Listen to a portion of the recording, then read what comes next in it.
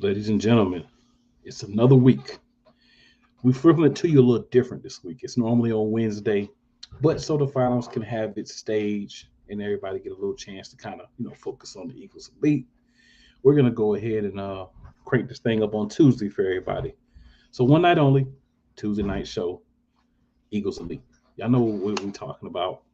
Top 10 QBs in Eagles history. You know what I'm saying? We already said we're gonna talk about that. We're also going to talk about OTAs, breaking news, all that good stuff. And we're going to mix in a little game review of that game 5 last year against the Arizona Cardinals. So a lot of great stuff we're going to be talking about on your Eagles Elite podcast tonight. So get ready, special edition. We're going to make things happen. So first, let's get the crew in here tonight. Wyatt, what's up, man? What's going on, man? It's good to be back here talking, Philadelphia Eagles once again. I'm ready to get into it, man. Yes, sir. Yes, sir. And then we have the Eagles diva herself. Me and her went solo dolo last week, got the job done. We back together as a trio this week. What's going on? Gang. What's good, gang? We here. We back for another week. We getting closer and closer to the NFL season starts. Every week. Let's get it. But before we get into everything, there's one thing we got to do real quick. It's time to get hyped.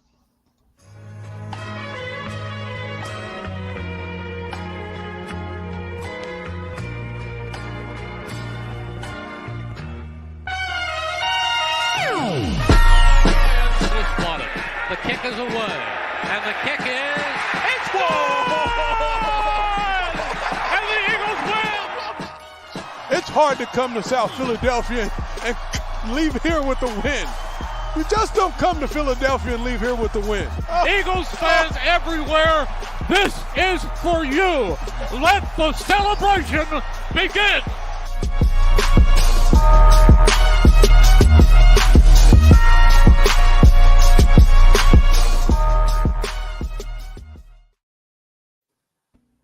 And with that being said, it's time to get into it. But first, we got a couple of comments. All right. So Philly, fly, Eagles fly. Yes, ma'am. Let's get it. Mm-hmm. All right. And time to start. Got a little Shady Sports Network comment here as well. Top 10 QBs of all time in Eagles history. It's distinguished list. McNabb, Cunningham, Jaworski. Definitely agree. We'll be definitely digging into that. But you know how we start off every week. We can't change things up. We got to start with Wyatt and the breaking news. So Wyatt, what we got tonight? Yeah, I got a couple things here. Really, the main thing everybody's been talking about over the past week or so is about what was possibly happening last offseason. With apparently there was a deal in place ready to be made for Russell Wilson, but Russell Wilson denied it. These were rumors that we were hearing about all last offseason, but apparently they're being confirmed as of now that Howie looked like he had a deal in place. Like he was definitely trying to trade for Russ. So, I mean, if that would have happened, we might not have a lot of these pieces we do now. We would have been trading draft capital, might not have went out and gotten A.J. Brown. Who knows? It could have been a whole different team within that year. And I don't think we would have been going to that Super Bowl if Russell Wilson would have came here to Philly. I cannot disagree with that at all. I definitely believe that if that had happened, we wouldn't be in that situation that we're in now. So glad things worked out the way they did. Mm-hmm. The only other thing I have here is just a little bit of like camp news that I saw, and that was like Nakobe Dean is officially calling plays for the first team defense now, which is exactly what you want to see out of a second year player like that. I mean, it seems like he's taken ownership and leadership of that defense, so hopefully it works out here and he takes a huge step as a starter going into the season. Yeah, man, that's what that green dot means. When you see that somebody has that green dot on their helmet, that's your play call. So it's exciting to see that a second-year player who didn't play a lot last year is the guy who's been chosen by Sean Desai to basically take up that mantle. Now, Sean Desai did do an interview where he talked a lot about his expectations for the team this year. Defense is going to do all those different things. I didn't get a chance to watch all of it, But from what I did get a chance to see, I'm excited about what it sounds like he's going to bring. Aggression. He's going to be the guy, at least from what he said, that we've been asking for, right? And that's what's needed. The guy that's going to be aggressive, the guy that's going to actually go out here and try to help a team win, and not just sit back and call soft zones all day. Yeah. We'll be talking about soft zones tonight too, through some of that the games we're gonna be talking about, because that was something I noticed big time. So since we're still on breaking news anyway, right? Any thoughts on DeAndre Hopkins for you guys? I didn't ask last week because it's just me and Diva. Wanted to make sure you had a chance to kind of get into that as well. Any thoughts on this DeAndre Hopkins possibility of he was released, he wasn't released yet, he's released, whatever it is. But if he's a guy that you think we should bring in, and if so, what do you think would be a good, reasonable range for him? I mean, I'd be cool with it if he was okay with being in the slot and taking somewhat of a pay cut. Because I don't think we're going to be able to give him what he was looking for, from like the Cardinals and everything. I mean, if they were able to pull it off and bring him in, that could be deadly. Because I mean, he doesn't need to be that number one guy. He has had some injury issues, so I mean that could take some pressure off of him as well if he is like that third option. You mean like as far as like money range? Is that what you're talking? Like how much would we be willing to spend on him? Well, how much do you think we should spend on him? Well, I think if we did sign him, it'd be a 1-year deal. Definitely, I don't see us signing him for more than that. I could see us maybe like 11 mil, 10 mil, if that. But I feel like Howie going to try to go lower, But I feel like that's what he's looking for as of right now. But I don't know if Howie feels that he is the missing piece. I can see it, but I would rather go out and get Buda Baker, to be honest, than bring DeAndre Hopkins in. That kind of dope. That's next, sir. We're gonna talk about that too. All right, so Diva, what are your thoughts? I mean, yeah, I would like to have him. Just not at a high rate because I mean he got some age on him. He's got injuries. Yeah, maybe at like 8,000-9,000. I mean, 100,000, but not. I would give him a long-term deal and not a bunch of money. But yeah, I mean, it would be good to have him as a third wide receiver. It'd be nice. Yeah, he would make those big plays you need him to at the right time. Like he makes that catch that Quez misses in the Super Bowl. He makes pretty much every catch that Quez misses in the season. D-Hop will probably be catching that. You throw the ball anywhere in his vicinity, he's catching that ball. Yeah, I dig that. Got a couple more comments here. Of course, we got our resident Patriots troll, Rod Uncensored 2710 Pat Nation. So I want to give y'all an interesting piece of information I learned about Rod Uncensored. His wife's an Eagles fan. Oh man. I understand where the aggression comes from then. He lives with it daily. Yes, sir. But she's not aggressive with her as he is on here. Yeah, true. He has to come on here and take it out on us. Right, yeah. That clears up a lot. Explains a lot for me too. Yeah. And then Mickey Delaney, what's going on, Mickey? Fly Eagles Fly, appreciate you hopping in. Definitely. All right, so we'll go ahead and switch this thing over to OTAs here in a minute. But before we do, another big rumor: Buda Baker is still circulating. Still a lot of talk about us bringing in Buda Baker. How do y'all feel about that move? And what do you think it would take to make that move happen? I don't know what it would take. I mean, we got some money, but I'm not sure what it would take. But I mean, I would like to have him. Like, he's real solid. So yeah, I would definitely like to have him. Mm-hmm. But I mean, Howie will work something because Howie's a musician. So exactly, I could see Howie trading like a third and maybe like a fifth or something for him and like take on some of that contract or something. Howie would do something like that, like right at the beginning of the season or like maybe a couple weeks into the season. But that Buda Baker move is the one I've been talking about for weeks now. Like, I think that is gonna happen. I don't know if it's going to be sooner than later, but I think it's definitely going to happen. That's probably the piece that Howie's been eyeing up and has been making calls over. And I mean, it seems like Arizona's been trying to get a little younger and trying to get rid of some pieces, kind of rebuild a little bit, retool. So why not? I mean, it seems like he's already requested the trade. He's not happy there. He's talked about how much he likes Sirianni and the Eagles team in general. So why not make him happy? Yeah, because he don't like Gannon. And there's another interesting piece that's been linked to us for a while now. We don't have to give up anything to get him. And that would be Yannick Ngakoue. He's wanted to come to the Eagles before. He's available now. He's a free agent. So another guy that I feel like Yannick is better than was signed. The only thing with Ngakoue is he's primarily, your run stopper, right? He's not a guy that you're gonna. I'm either I got this backwards in my mind or I'm correct. But no.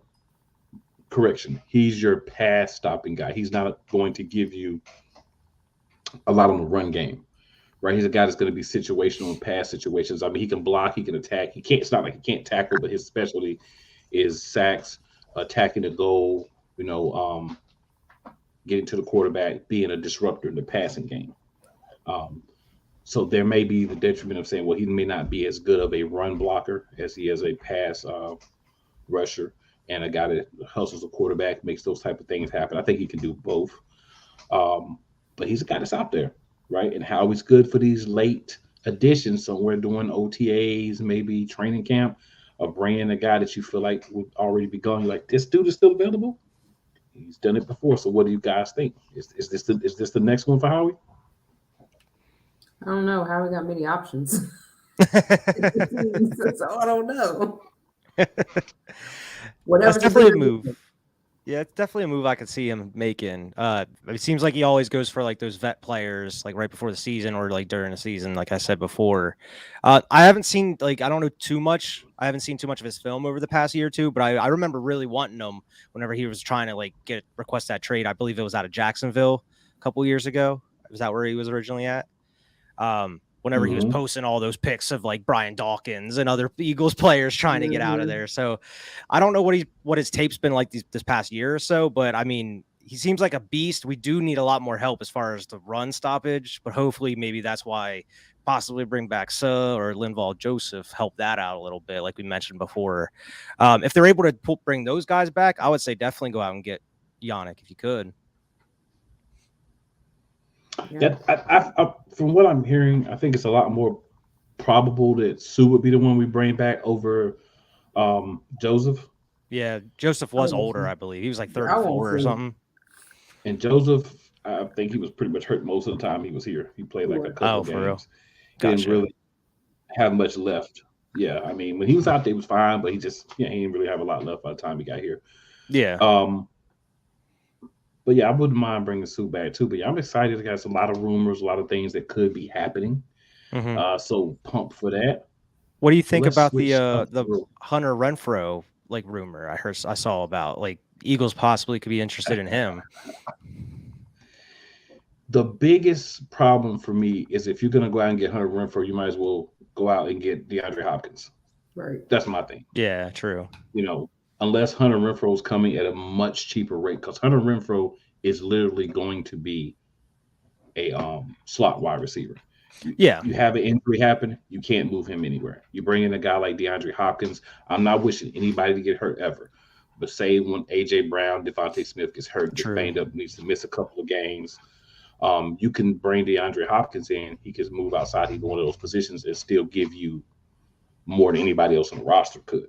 So that's the thing with me. If you're going to trade for a guy, unless we're sitting here saying we think Zacchaeus and Watkins can be the backup 1 and 2s, I'd rather trade for a guy we're going to trade that could come in and be a 1 or a 2 for a couple of games if needed. So that would be my take. That makes a lot of sense. Renfrow, unless it came in real cheap and it was almost stupid not to do it. Yeah. Yeah, I totally see where you're coming from with that. But yeah, so we're going to transition over to a little breakdown of the first week of OTAs. So the way we'll just do this is we'll just go through. We'll start with you. Eagles David will hit you. I'll give a few thoughts as well. Just what you saw from anything you were able to read, see, reports, or anything in regards to this first week of OTAs that we just got through with for the Eagles. Mhm. I mean, I haven't been able to see too much, to be honest, just because I've been busy over the past week. But I mean, I do remember seeing, which was the rookie? Was it Jalen Carter that, like, they're saying that was just destroying sleds out there at practice? Yeah. It's Yes, it like was. big man out there just destroying sleds. Big Hoss. And yeah, and like Nolan Smith apparently is like super smart. I've been like, apparently he was on like the Greenlight podcast. But like, it seems like he was like eager to get into the playbook. I'm eager, like, he's one of the prospects I'm like really excited to see going into the season. So hopefully he comes out huge. And I like some of the video we've been seeing. I know it's just training camp OTAs type stuff, but seeing like Swift out there, you know, getting passes from Jalen, and just some of these bomb throws from Jalen. You know, it just makes this, you want the season now. Like, you need it now after seeing some of these clips. And it's nice to see some of the other vets out there, like Lane Johnson. He, like we mentioned, he was cleared a couple weeks ago, but he's out there doing his thing. It was pretty funny to see like Kelsey apologize to Cam Jurgens. Like, I wasn't planning on coming back, but you know, it's funny how it works out like this. Like, we'll find somewhere to move you. But I did see on the depth chart they moved Tyler Steen to the starting right guard, the guy we drafted. So we'll be interested to see what if they keep him there or go with somebody else. For the young guys, we know right guard's a position there's going to be a lot of people challenging for to see who gets that job. So once we get to the point where that's solidified, that's when I'm going to start rocking with that. But I wouldn't mind seeing things play out the way they are now either. So we'll see how that goes. Diva, what about you? I did see a report that Sydney's been flying all over the field. So I think he's going to be a good addition. Of course, Jalen Hurts is throwing his bombs. His arms are a lot bigger this year, so get ready for him to be bulldozing through the line. And then just hearing a lot about Nolan Smith and Jalen Carter, especially Jalen Carter. They basically think he's going to be one of the top rookies for the Eagles this year. So been seeing a lot of good things, just ready to see this all come together in the 2023-2024 season.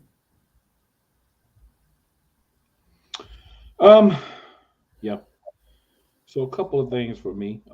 Jordan Davis looks in much better shape, moving better.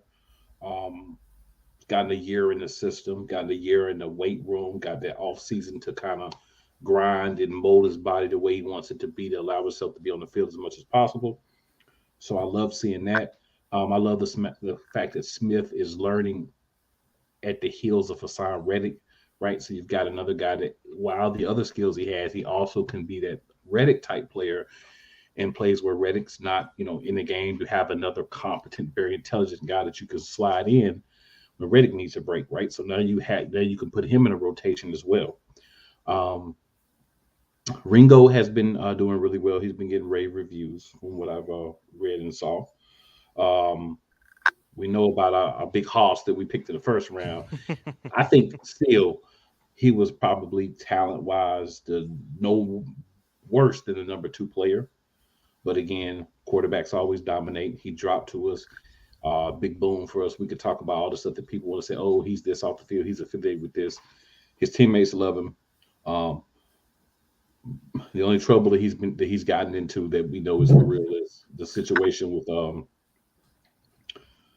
the athletic trainer player and that whole situation in college. Bad mistake on his part, but how long are we going to hold that and try to make him out to be a certain type of guy because it happened? I mean, it's unfortunate, it's horrible, and I think there will be some repercussions on him for it. But at the same time, there's nothing else that that he can do. I mean, unfortunately. Yeah. So the situation, we've got to get past that situation. Obviously we don't want to forget people that lost their lives in the situation, but we've got to allow him to grow from that. And I think the Eagles are going to do that. They're going to support him, and he's going to be a monster for us. He's going to be a guy that can come in year 1 and bust that rotation wide open.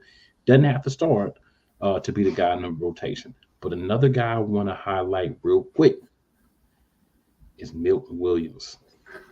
He's the forgotten man. Do not sleep on the name Milton Williams. Remember, Eagles Nation, I'm telling you this now, Bird Gang, listen, Milton Williams will be a monster for us this year. He will not be Javon Hargrave's replacement, but he will give you flashes where you say, oh my goodness, this dude been here the whole time, and we was worried about losing Hargrave, and we got this here and this coming in. So yeah, just be on the lookout. There's a lot of great talent on this team. It's a matter of Sean Desai taking his talent on the defensive side and smushing it all together.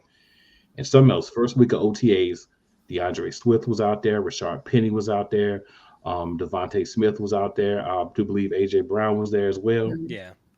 Shout out to Devontae Smith Smitty as well. He's got a little girl on the way, so congratulations to him and his girlfriend on that for sure. But yeah, a lot of guys there. These are voluntary activities, and these guys are coming together and hungry, talking about the same thing that we've been saying all offseason. Job's not finished. Got to finish the job. Finish the story. Only one way to do it. We got to get back to the Super Bowl, and we got to win it. Anything less than that, I mean, I won't say it's a disappointment, but it's going to be a letdown based on what we want, based on what happened last year and the changes that we've made. But yeah, so that's my thoughts from week 1 of OTAs.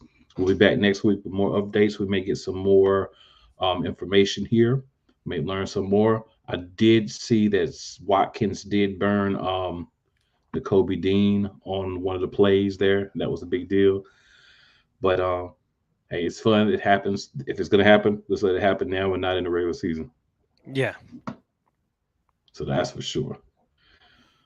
All right. So any other thoughts or anything in regards to OTAs? Not so far, man. Okay.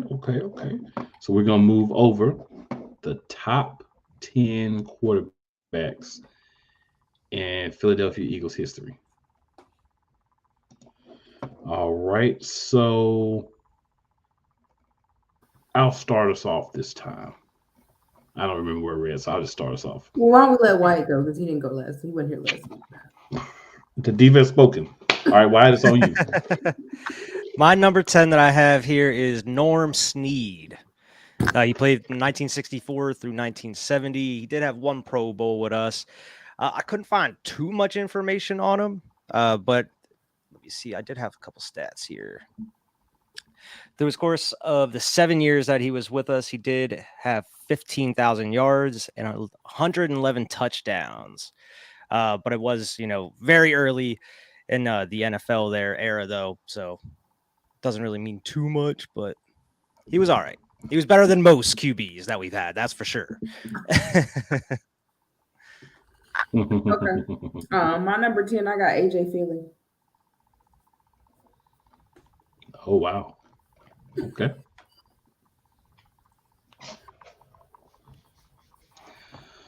So for my number 10, I have Sonny Jurgensen. Okay. He came on and played after Norman Van Brocken's retirement. He led the league in completions, passing yards, touchdowns, and interceptions way back in the 1960s. He played with us for a few years. He got injured. We finished in last place again. And then after 1963 season, we traded to Washington for Norm Snead, who you were talking about. Yeah. So I think it was just a matter of which one you like better, Snead or Jurgensen. I'm going to slide Jurgensen in there, but I mean, that's the guy I got. All right. So number 9, who you got, Wyatt? I had Sonny Jurgensen. So I mean, we already talked. But like you said, you like one. Who do you like more? I guess. I had him in my number 9 too. So number 9, I have Michael Vick. Okay. He was an exciting player, lit up the league, did a lot for us. The reason why he's as low as he is he was only with the Eagles for 4 seasons, right? We remember, he was out of football because of the dogfight situation. But before then, a bulk of his career, what he did was with the Falcons. So I'm only kind of judging him on what he did with us.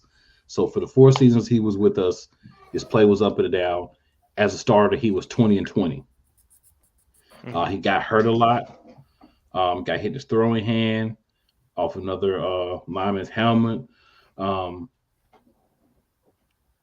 So many different things just happened during his time here. He was electric, don't get me wrong. But in 2003 and 2005, we lost in the playoffs. Everything was just kind of crazy. So the seasons that we did have, like I said, went really well. 8-4 his first year. Dazzled at times. We all know what happened with Washington and the big plays and all that. He made the Pro Bowl, different things, but just not a lot of health. So that's kind of where the amount of time he was here and the health was kind of what put him where he is on my list. Okay. I had Mike Vick as my my next pick here, number 8. Yeah, that's where I have Mike Vick. Okay. So for my 8th pick, and I don't know why I have him over Michael Vick. Actually, I do. I have Carson Wentz. Oh, okay. Carson Wentz is not on my list at all.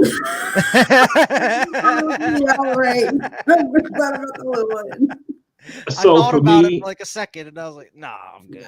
I'm gonna be honest. When I was looking at the list, it was either your boy Norm Snead or Carson Wentz. Obviously, other guys have been bumped up a spot if Wentz wasn't on here. Yeah. But I do have to give him his props for what he did while he was with us in 2017. He was that guy. Mm-hmm. He had a great season. It's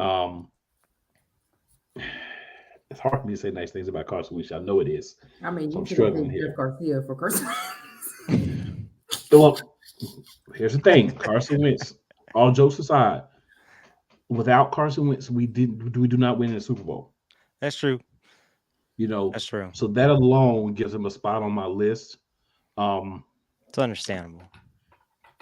But he did also set in motion things that got us other picks and other players, helped us clear cap, helped us get Jalen Hurts because we had to draft somebody because the team wasn't sold on Carson Wentz. My biggest detraction of Carson Wentz, and don't get me wrong, there are many detractions. He was more concerned with deer steak and hunting than he was with being the best quarterback that he could be. But I have to give him some props because without the 12 games that he had at the beginning of that 2017 season, our Super Bowl season, we don't win a Super Bowl. So that alone, I have to put him on my list whether I like to or not, just because I feel like I have a certain criteria. And unfortunately, he does make it into that criteria. It's all right. So we at number 7 now? Yep. My number 7 is our boy, Jalen Hurts. I popped him right there at number 7. Did one Pro Bowl so far in these 3 years so far. But, I mean, he's broke numerous records. Went out there, got us to a Super Bowl, almost won the damn thing. He went out there and, played as best as he could on the biggest stage in the NFL. I got to give him his props, and it's looking like he's just going to be getting better and better from there. I had to put him there, man, and I was definitely putting Jalen Hurts above Carson Wentz because he's the one that went to the Super Bowl. I mean, Carson had a good season, but Jalen Hurts had the good season and then got us to the Super Bowl. I had the same dude. I completely agree with what you said. He was my number 6. My number 7 was Tommy Thompson. Okay.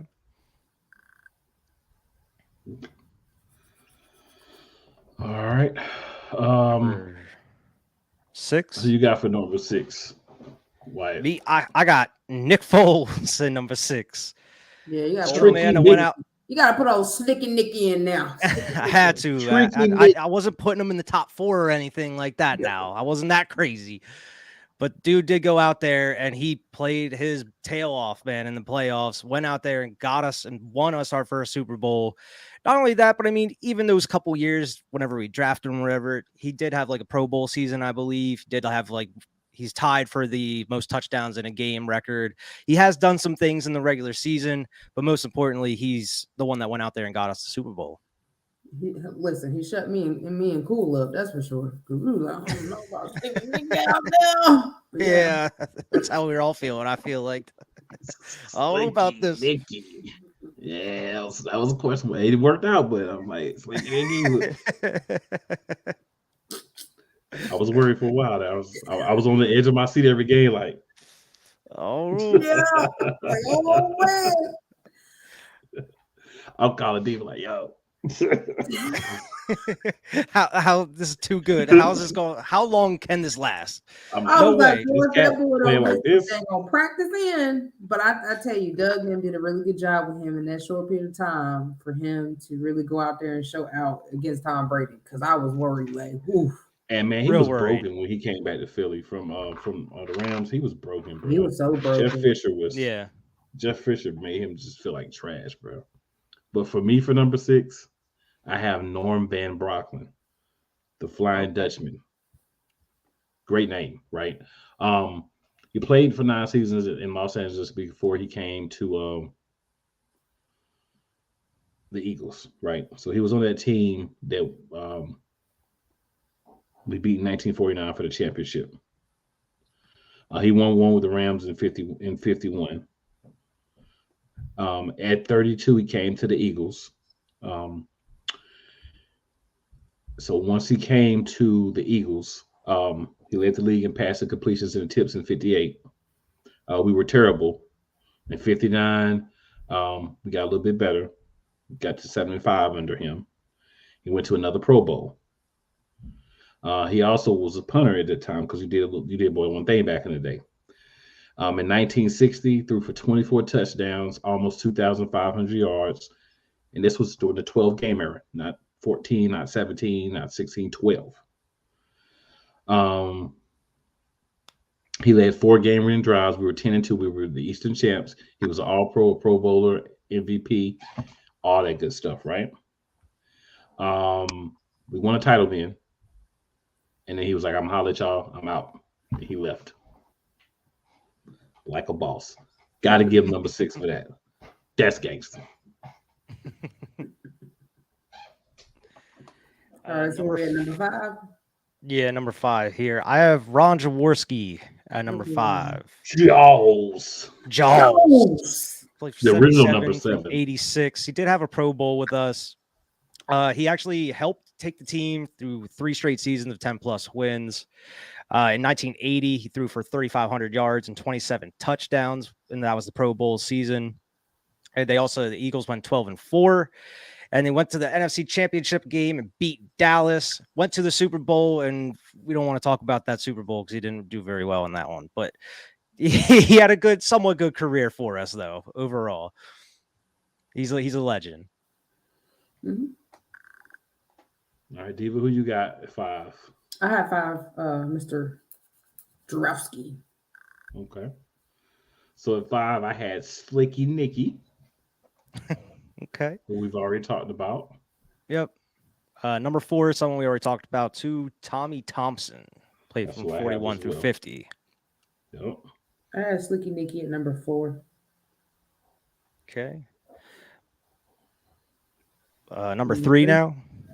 We are. Mm-hmm. I had Norm Van Brocklin. Yeah, I had number 3 too. And I've got Jaws at number 2. Jaws. Okay. Number 2. We know who number 2. We all should have number 1 and number 2. We all got number 1 and number 2. It's just who you have where, I think. Yeah. I got old Randall Cunningham at number 2. I do too. As do I.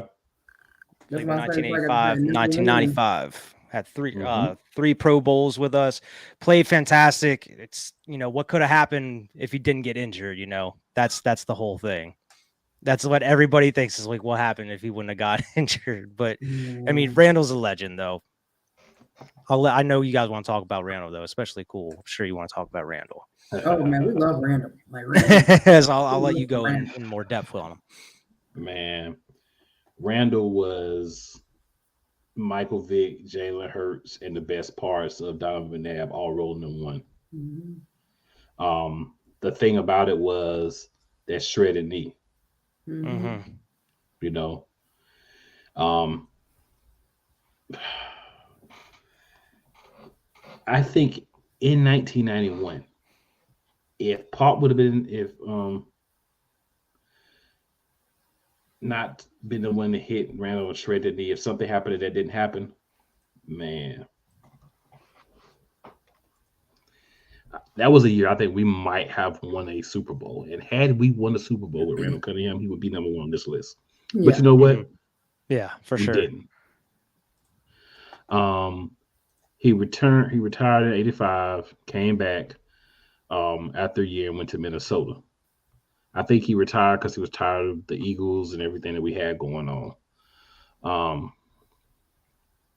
He was amazing and sometimes frustrating at the same time.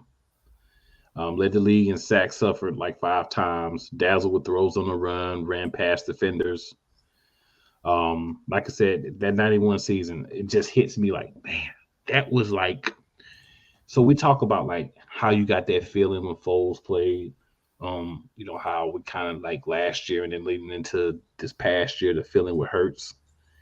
I kind of like going back and watching him in 1990 and then that until he got hurt in that first game. That dude looked locked in, like he was ready to just take off and fly that year. But back then, when you got these injuries, man, it wasn't fix you up and you back the next year looking the same. And that's pretty much what happened. I mean, even not similar play-wise, because Randall Cunningham is a damn legend for the Eagles. But, I mean, similar kind of now is look at Carson. He wasn't the same after that knee injury either. Yeah. Everything. Yeah. Now, Randall Cunningham was a runner because he had 4,482 rushing yards. Mm-hmm. Yep. He was dual threat back when dual threat wasn't cool. Wasn't existent. Yeah. 3 straight years over 3,400 yards, 10 or more wins. But 91, man, that was the year. We all know who number 1 is, though. D-Nail! And he should have a Super Bowl, but we got cheated by the Patriots. So, yeah. Anybody who's a fan of the show, go back, watch some episodes. I mean, there's been multiple cools gone off talking about that Super Bowl. For anybody who's fans of the show, you know. Because the Patriots want to go send spies and look at our play caller. The Patriots are cheaters. The Patriots will always be cheaters in my eyes. Tom Brady will always be a cheater. The players that on that team will always be cheaters to me. Bill Belichick will always be a cheater to me. Rob Kraft will always be a cheater to me. Patriots fans will always be cheaters. You cheated in back-to-back years. You cheated to beat the Panthers, and you cheated to beat us. And guess what you got for it? A slap on the wrist and a don't do it again. But that's okay, because we came back with a backup and whooped that trick, Tom Brady, while he was still there. What? So, you know, cheating, all that, you may win for a while, Patriots fans. But once you know, sooner or later, the cheating catches up to you. And right now, the cheating has caught up to you. You suck at quarterback. You can run around talking about how you got this player here and you picked up this guy and you got this guy to play running back. You got this guy to be the quarterback coach. You have trash at quarterback and you can't win with trash at quarterback. That's why you're going to lose week 1 and most other weeks. And I am here for it. If it came down to the Cheatriots and the Cowboys, I'd root for the Cowboys. That's how much I hate the Cheatriots. Oh, your boy left a comment. And that's all I got to say about that. All right, so let's go through the trolls comments here. So we got Rod. He says Carson Wentz number 1, trash. Says Donovan McNabb number 2. If you're gonna put Randall Cunningham at number 1, okay. Then he says Jada Hurts.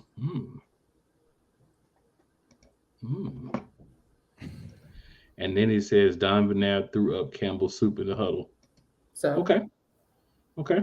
Plenty of players throw up on the sideline all the time. They do. Rod, this is what I want you to understand, sir. Congratulations on all your cheating success. It has been great for you. It has worked out well. It's over. It's our time. Acknowledge us.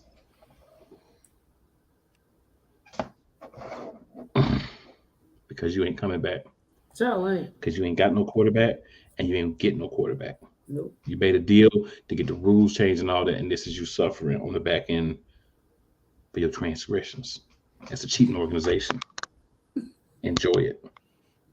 Because I am. All right. So, ladies and gentlemen. Donovan McNabb was great, though. He was good. He was good. He was good. I like Donovan McNabb. Like, that was my era. I got sidetracked. Eagles football. No, but like that's when I really started getting into football, and Eagles football was like that was Donovan McNabb era and everything. It was a good era, man. It was a good era. Definitely was a good era. I enjoyed it a lot. Wish we would have won something. I have trouble putting McNabb at 1. He is 1, but I always try to find ways to not put him at 1. I'm just going to be honest, because of the simple fact, 1 Super Bowl appearance in like 4 tries. Come on, bro. Yeah. Is that him or is that Andy Reid, though? I mean, Andy Reid got to take some responsibility, too, though. Oh. True. Diva. You know how I feel about Andy Reid. Go back and watch some of our old episodes where Cool's talking about Andy Reid. That was Andy Reid. He was just after the NFC East championships. He ain't got nothing about no Super Bowl. He was after the cheesesteaks in Philadelphia. That's what he was after. And the donuts. And the cake slices and the pie slices and the tasty cakes and the Hershey chips. No. Rob. I wouldn't say that. We about to go. Let's see. I got to go bring up some stats because he's tripping. Rob. There ain't no way. So now you done made Eagles Diva got to hit you with the stats. I mean, yeah, I got to go get that. Like, hold up. Wait a minute. You did that. I didn't do that. You did that, Rob. You did that, Rob. Patriots D has never had anyone shook.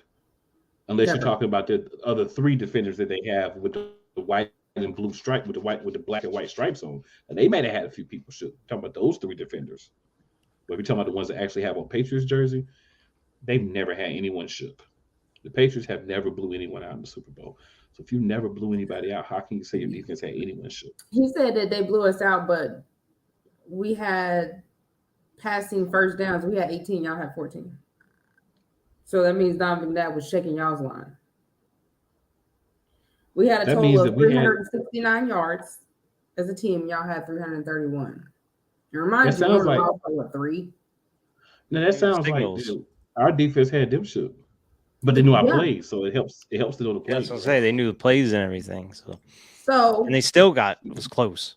Brady was 23 of 33 passing, 236 yards. Donovan McNabb was 30 of 51, 357 yards, 3 touchdowns. Now, he did have 3 interceptions, but he had 3 touchdowns, and Tom Brady only had 2. Somebody shook to me.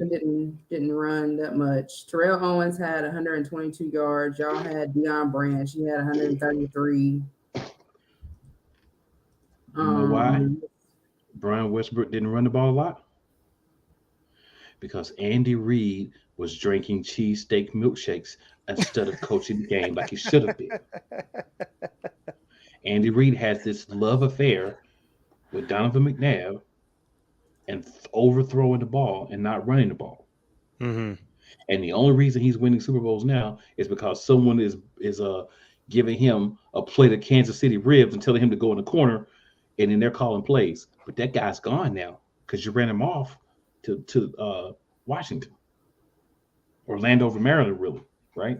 So the guy that was handing you a plate of St. Louis style ribs and pork chops and everything, telling you to go enjoy that while they called a running plays, he's not there. So let's see what Andy does. We talk about what's going to happen to the enemy without Andy. What's going to happen to Andy without the enemy? Actually, our defensive numbers look way better than y'all's. TOT was 57. So it says 3 picks, he saw Ghost. Well, if he did see Ghost, man, them Ghosts caught 3 touchdowns. See what Rod likes to do, y'all, is what's called grab one thing and then try to make a blanket statement about it.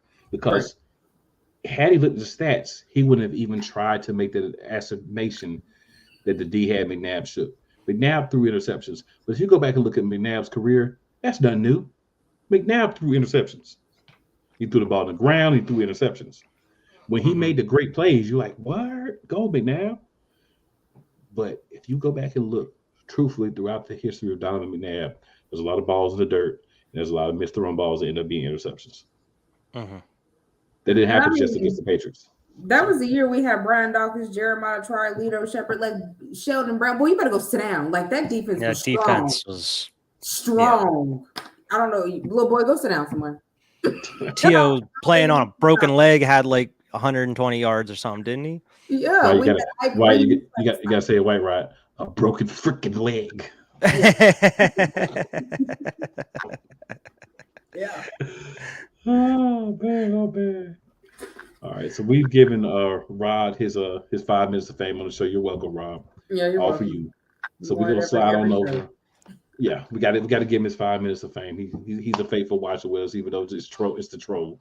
He's still a faithful watcher. So we gotta appreciate that. We gotta appreciate all our faithful watchers. Deion Branch was eating. Yeah, he was eating a lot of turf. A whole lot of turf. Let's move on over to our Week 5 Cardinals game review. So, Diva, we're going to start with you for this one. What do you have for us in regards to this Week 5 game we had against the Cardinals?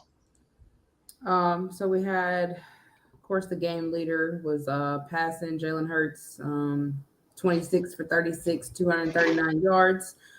Jalen Hurts rushing, he had 15 carries, 61 yards, 2 touchdowns. And Dallas Goedert had 8 records and 95 yards. Miles Sanders had 15 carries, 58 yards. Gainwell had 3 carries for 20 yards. Goddard had 95. Smitty had 10 records for 87 yards. A.J. Brown had 3 for 32. I think that was the game he was really frustrated or maybe sick. Quez had 3 for 19. Miles Sanders had 2 for 6 yards. I don't know what we were. That's the receiving. I was about to say, I don't know where Miles was at when it comes to playing that game. DJ got off that game. He had 10 tackles.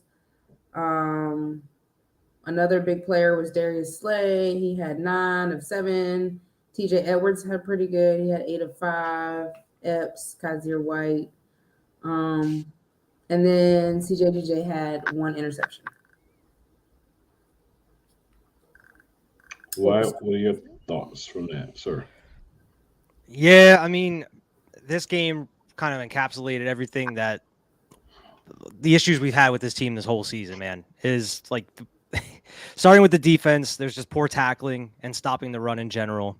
Weren't able to get that done. The O-line on a rare occasion actually didn't have that great of a game. We didn't run the ball enough because we kept getting, they kept putting pressure on us. Jalen was constantly moving out of the pocket or having to run. Like you said, he ran like 15 times. He was constantly getting pressure put on him. They weren't able to move the ball as much. Did have that turnover. We weren't able to capitalize on it. Special teams, they fell for a fake punt. And, that kind of turned the game into the way for the Cardinals a little bit. Dicker, the kicker, was in there. He ended up having to kind of save the game for us with a couple field goals because Jake Elliott was out. And then he actually went on to make a kind of a name for himself for the rest of the season going to other teams. But it really kind of fell down to that last quarter where we got lucky and Kyler Murray slid down early before the line and they didn't have any timeouts. So they had to kneel the ball and try to kick a long field goal and they ended up missing it. So, I mean, we were lucky to win that game, but we just kept shooting ourselves in the foot. Just bad, the defense leaving the middle of the field open, playing so far back, like we mentioned earlier in the pod. Like, it's just everything that we've talked about through the course of the whole season that we didn't like or stuff we were doing wrong was on show in this one game pretty much. And somehow we won. I don't know how we won this one. Because Cardinals suck. Yeah. Yeah. Hurts, no touchdowns or interceptions throwing the ball. He did move the ball. He had the 2 running touchdowns, as we talked about earlier.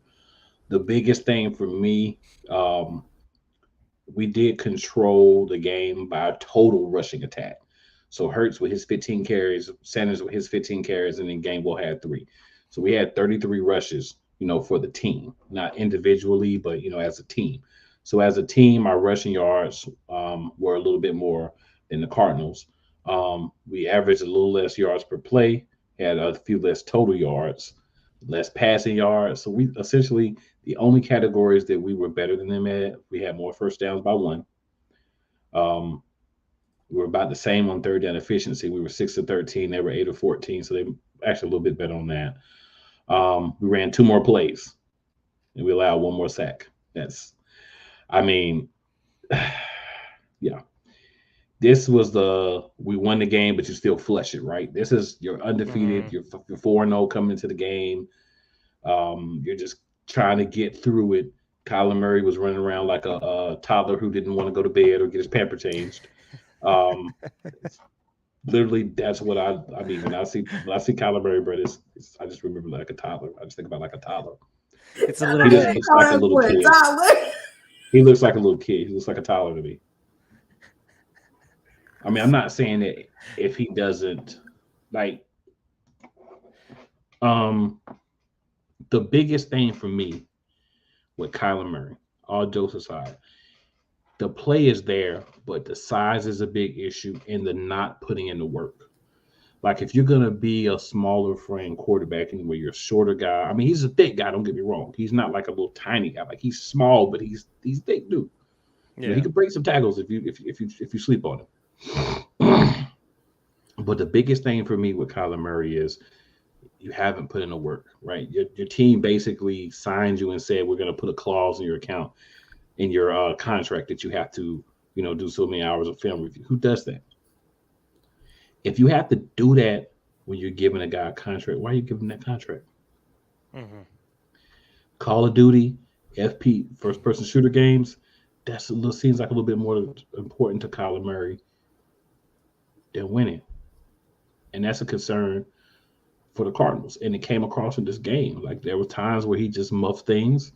Like you said, just sliding down for no reason. There was plays where he just tried to run all day backwards and then tried to make a play. And, those things don't work against elite defenses. So for Kyler Murray, man, I just want to see Kyler when he does come back, just really dedicate. Take this time that you're out, man. Just really dedicate to getting the film work, getting the repetitions, learning how to find the areas where you can throw. Use the athleticism while you have it, but understand you won't have it forever. So you got to transition to being a guy that can read and become smarter throughout the game. So that's what I want to see from Kyler Murray, but I'm glad we didn't see it in week 5 last year. Yeah. I mean, that's pretty much all I have to say. Eagles Diva, do you have any other thoughts on the Cardinals game?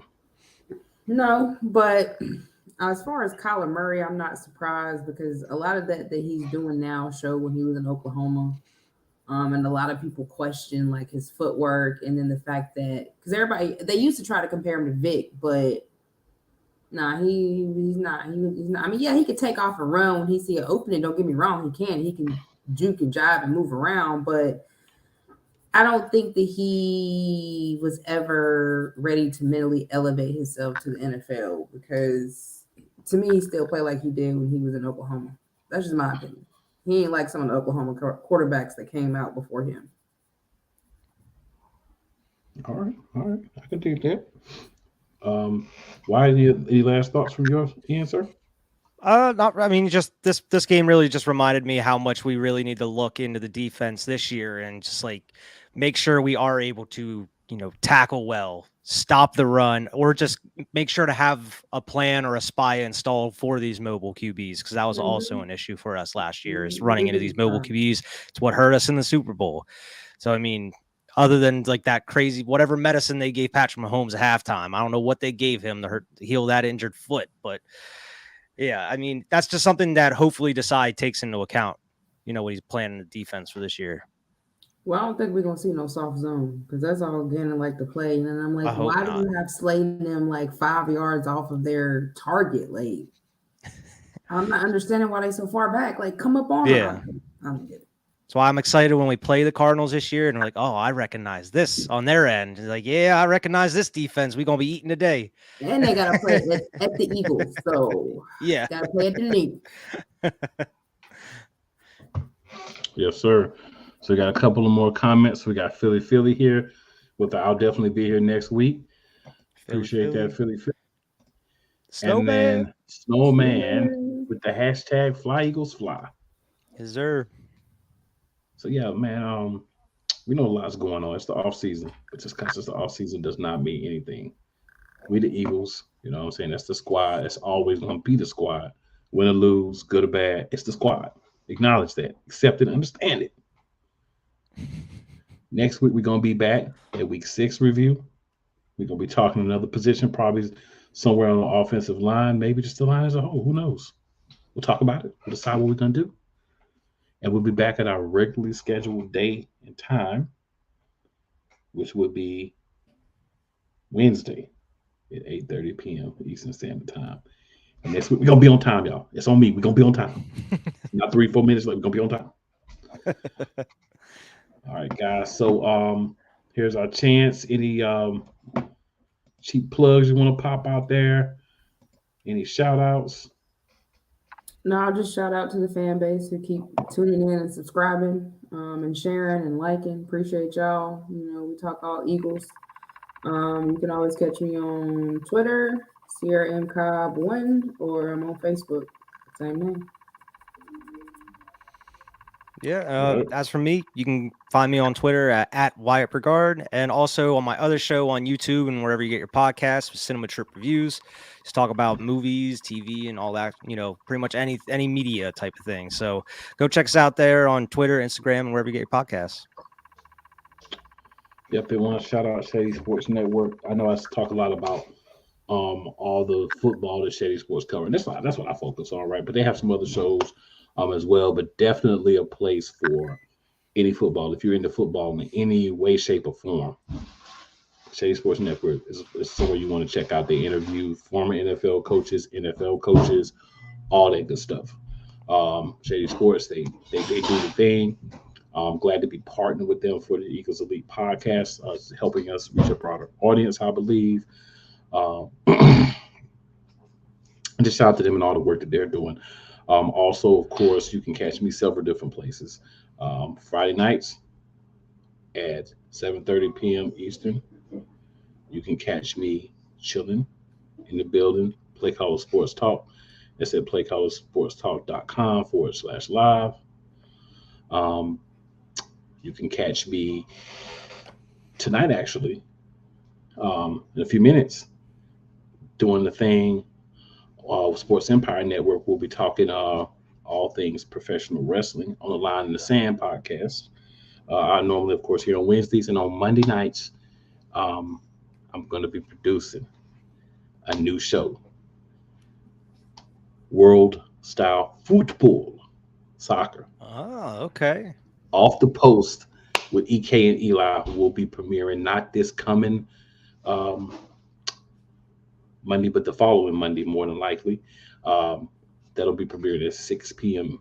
Eastern time. So another, way to get some guys that want to do this to get an opportunity with what they're passionate about, which is soccer. They talk Champions League, Europa Championship League, and Premier League. So a lot of good information you'll be getting there. And for those that may not be too much into soccer at this moment, they're going to be breaking it down, the terminology, what things mean, to help you be able to follow along.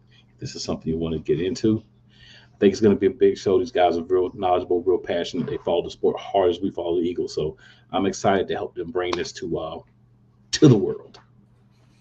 That's cool, man. Yeah, and a couple other places you can find me, but hey, nobody wants to hear all that at one time. I'll break it up. I'll give you some more next week.